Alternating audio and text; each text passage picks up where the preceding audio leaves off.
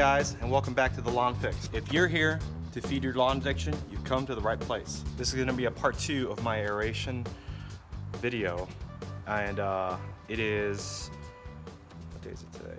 September 12th, I believe. So here's your typical aerator that you'll find at Home Depot, and heavy thing, but basically these things plug holes in the ground like that, and you do this over the lawn. It aerifies the soil. Now, I'm not gonna be talking too much in this video because I have a ton of work to do, but let me just going to be putting down. So as my seed, I'm gonna be it's backwards, but I'm gonna be putting down some of this GCI Turf's premium blend, which is a tall fescue blend, and it has 3 varieties of tall fescue. And if you look at the bag, and there's no one, I'll post it in the description what the 3 varieties are. But as my starter fertilizer, I'm really excited to be using this new product by Xstart. This is a Carbon Earth company. It's a new company. This is stuff you can't find at box stores. And one of the things I really liked about this is that while it has a lot of phosphorus, it does not have a lot of nitrogen. Now, we are still having pretty hot temperatures here, up in the 90s, so I don't want to force any kind of growth on the little green grass that I have. So, from my understanding, nitrogen is not that necessary in the beginning stages of aeration and seeding. The most important thing is phosphorus, which is 24%. And potassium 4%. This isn't just like your ordinary box store starter fertilizer.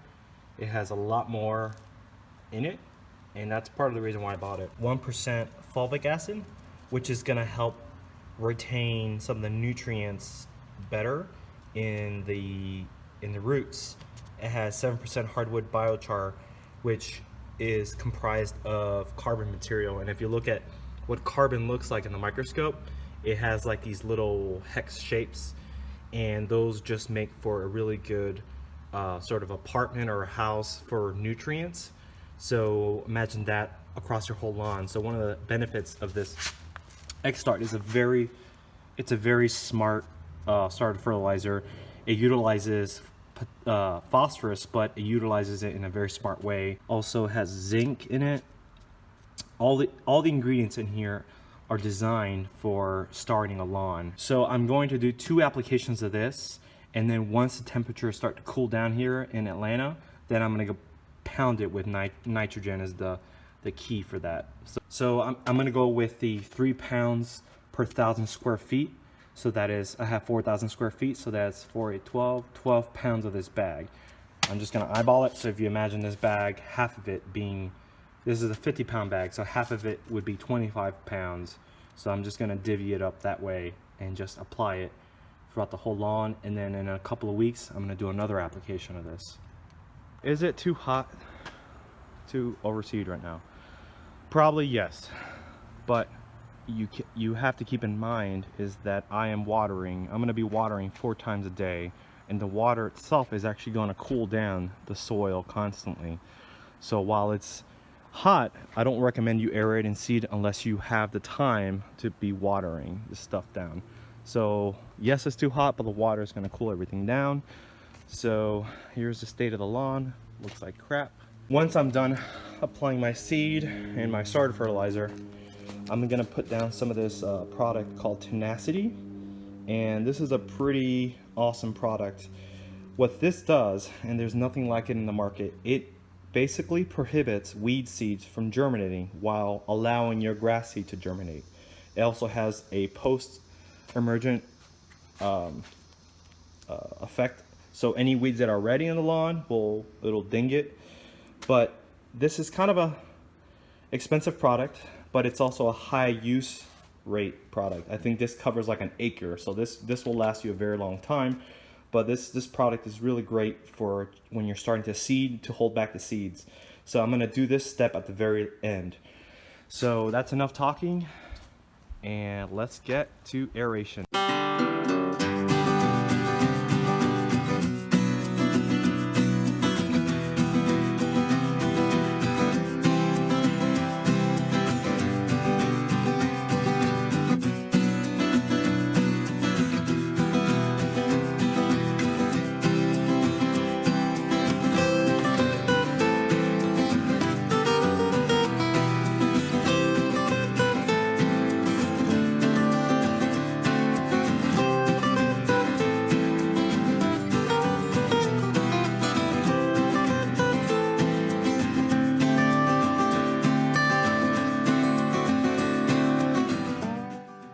use a drop spreader instead of a one that kind of casts the seeds everywhere. Reason being is that you just have a lot more control, especially around the beds. With my last year, I was pulling grass out of my beds all year round, including here. So this just gives me a little bit more control. Essentially just drops it straight down. So I'm gonna put my grass seed in there. And for this area, for really bare areas, like maybe here, I would go 8 to 10 pounds per 1,000 square feet. Here I'm gonna go about 7, because there's a little bit of grass there.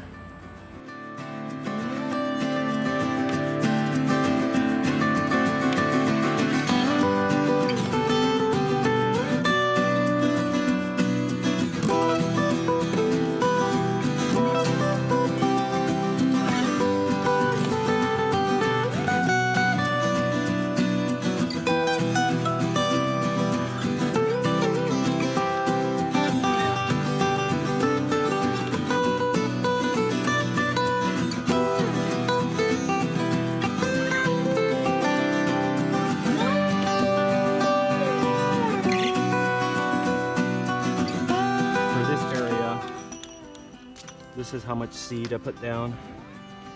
Pretty heavy. You know, you don't want it to be too heavy, but for this area, I use this tool right here called a weasel, just to work it into the ground, just like that. And it kind of mixes it all together.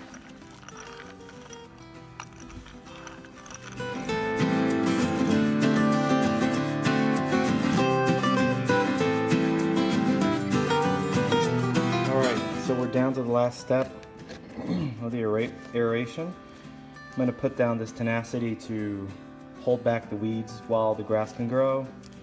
And it's telling me to put it at, for every 2 gallons, put 1 teaspoon. So they do give you this handy syringe here. They already tells you right here where to put it. So I'm going to put 2 teaspoons and put it in my backpack sprayer.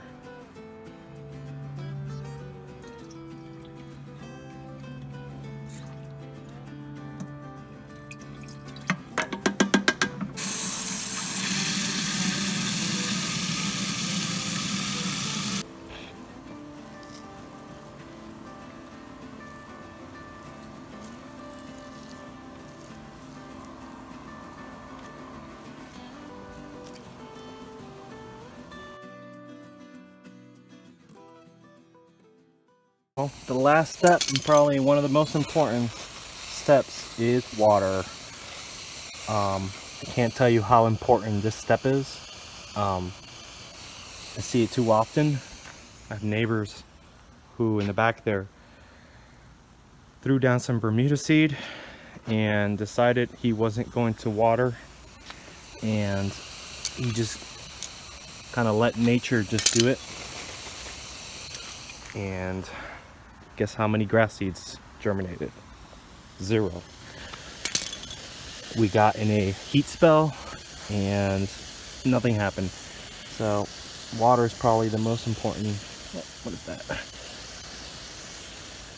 So I'm going to be watering aggressively. Around 4 times a day, every couple hours. And I'm just going to water for a couple minutes just to get the top layer of the soil wet. And once it reaches around, I don't know, 5, 6 o'clock, once the sun sets, then I'm done watering, because it's gonna stay wet all night. So yeah, the temperature is still hot, but the water is also gonna cool down the dirt. So there's that dead Bermuda right there. So this is what you expect. Yep, water, water, water. Water is the most important thing. I'm gonna keep watering till germination, and then start cutting back the watering as the grass grows. Oh man, this feels so nice. It's stinking hot. Let's see. You see how it's puddling right here? That's not good. So If you see it puddling, you might be watering too much. You don't want it to puddle. You just want it to be moist at all times, the top. So obviously that's just this one section that's doing that. Hopefully we don't get a rain because this whole thing's on a slope. Within 3 to 5 days, start germinating. Once it takes root, I'm not too concerned about it being washed out. Oh man, I am beat up.